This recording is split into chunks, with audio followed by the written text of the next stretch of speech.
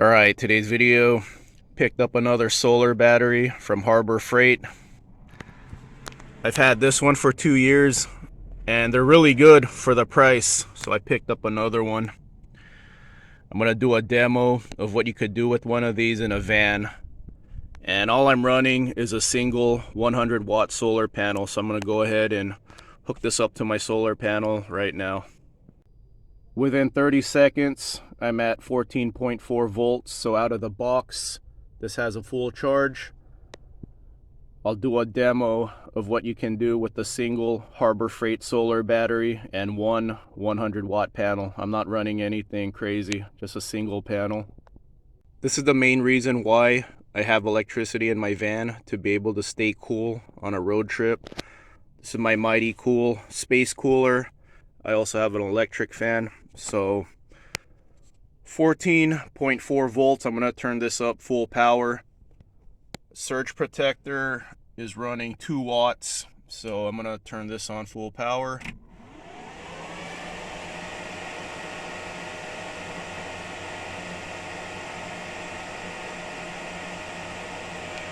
So about 37 watts. And then when you look at the charge controller, the voltage dropped to 13.5. See the blinking light? That means I'm receiving charge. So blinking light from the solar panel to the picture of the battery, I'm receiving charge. If I turn this off, I'm gonna go straight back up to 14.4. There you go, straight to 14.4. Not everyone with a van is going to have a Mighty Cool, but most people with a van should have an electric fan. So 14.4 volts. I'm going to turn this up full power. So there's the volt drop. Now it's 13.6. And this is running 33 watts. There you go. The fan's running 33 watts, and just like the Mighty Cool, as soon as I turn it off, it'll go back to 14.4. So basically what's happening is, since I have a 100 watt panel, these are drawing like 40 and 30 watts. So my solar panel is able to keep up. So if I run just any one of these, I'm not going to lose any power off my battery. I'm not going to lose any charge, because since it's daytime, the solar is able to keep up with this. I have enough electricity coming in where this is not drawing from the battery. It's just a temporary voltage drop, because the battery is always going to be a buffer for the solar panel. So let me turn that off right now. See, instantly goes to 14.4 as soon as I turn off the electric fan or the Mighty Cool. I'm going to run both of these at the same time. Electric fan, full power. Mighty Cool, full power.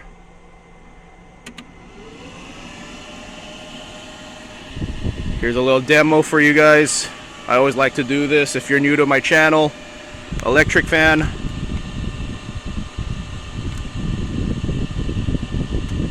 So in a hot vehicle, the electric fan is always going to circulate whatever the air is inside of the vehicle.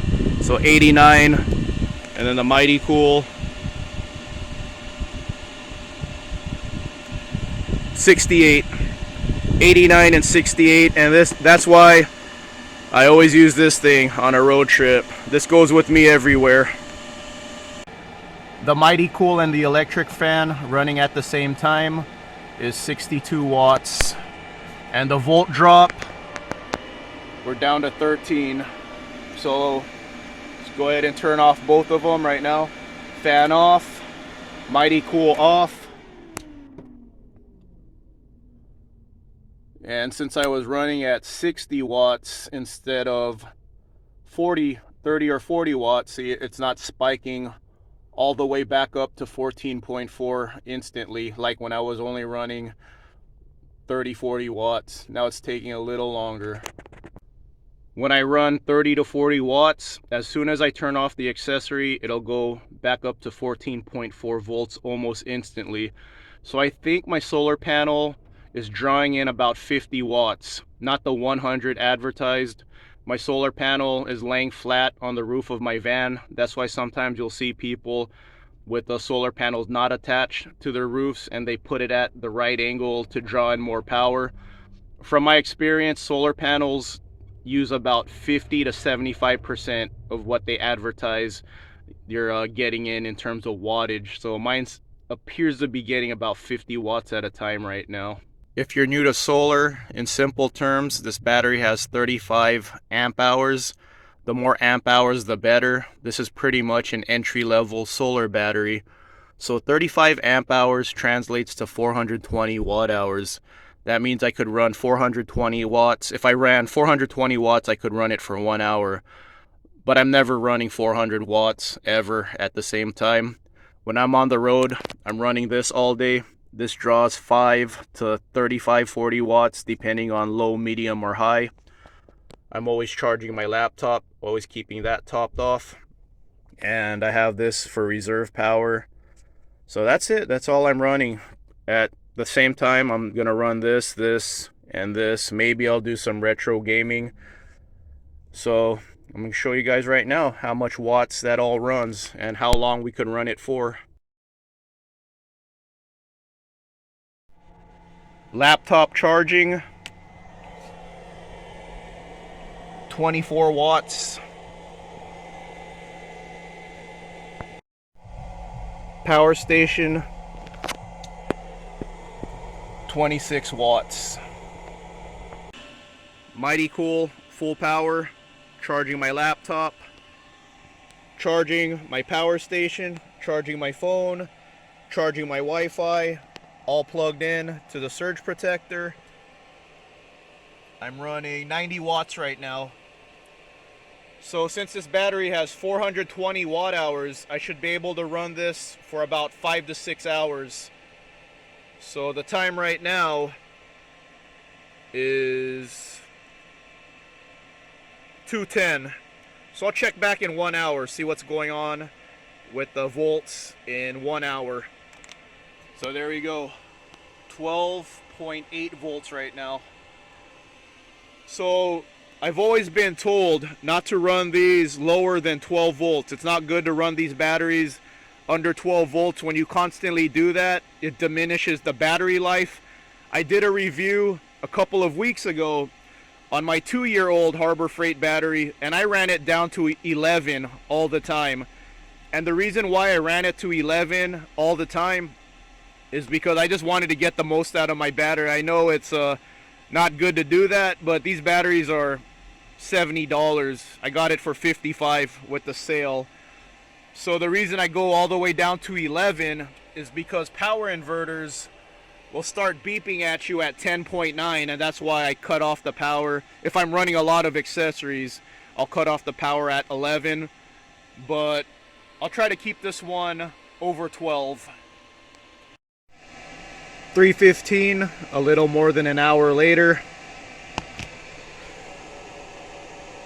83 watts, 12.4 volts. So let's go ahead and start unplugging stuff. So we'll start with this right here, the power station. Unplug this.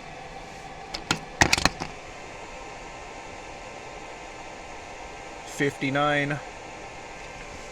Let's go ahead and unplug the laptop.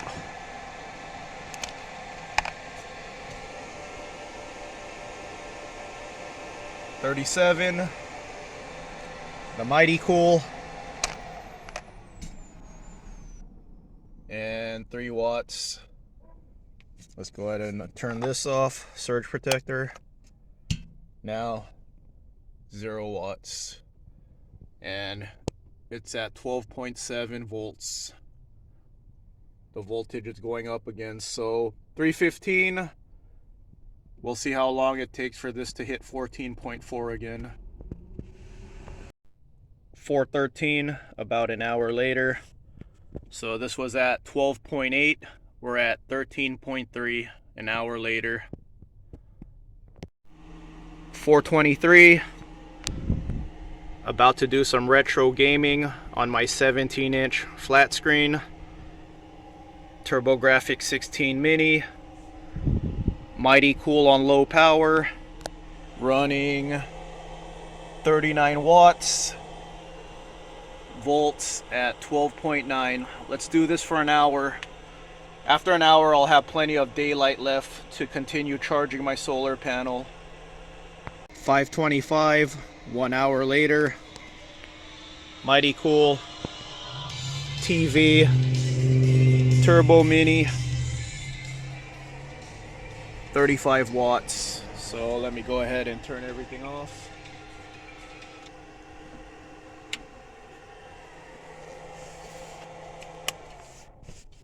Zero watts. And now it's going up in volts again. 12.5 to 12.7. I have about an hour of daylight left, maybe a little more, so check back at 5:25 and see where we're at in about an hour. 12.8 now. 6:26, 1 hour later.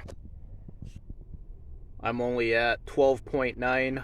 My panel isn't in direct sunlight anymore, so I'll go ahead and share one more demo.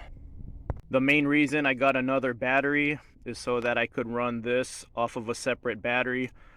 This is my Joy Tudis freezer fridge combo. It was a cheap freezer fridge. Bogue RV sells the exact same one. It just has a different logo on it. I believe this cost me about $260. So let me go ahead and plug this in and share the watt draw of this thing. This is reading -1. The hottest you could set this at is 10 degrees. And this is not 10 degrees. 10 degrees is about 50, 60 degrees. So good if you want to keep your drinks cold. If you want to freeze something, the coldest this gets is -20, and it's really not -20. It's about 15, 20 degrees, but still cold enough to keep stuff frozen.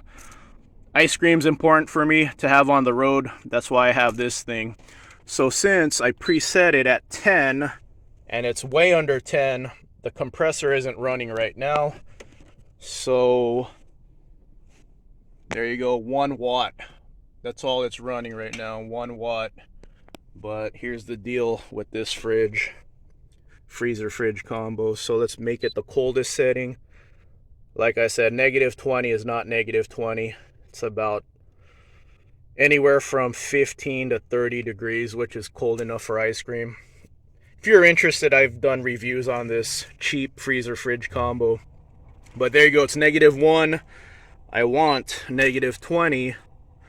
So now it's running big time watts. 57.7 watts. So like I showed you guys, when it gets to the temperature you want it to get at, it's running 1 or 2 watts. It takes a while for it to get to -20, which is what I want when I want to keep ice cream in here. So the compressor will constantly be running for a long time. There is an eco mode. So just press this button, now it's green. I'll show you guys how much watts it runs in eco mode. It takes a second, so let's wait a few moments here.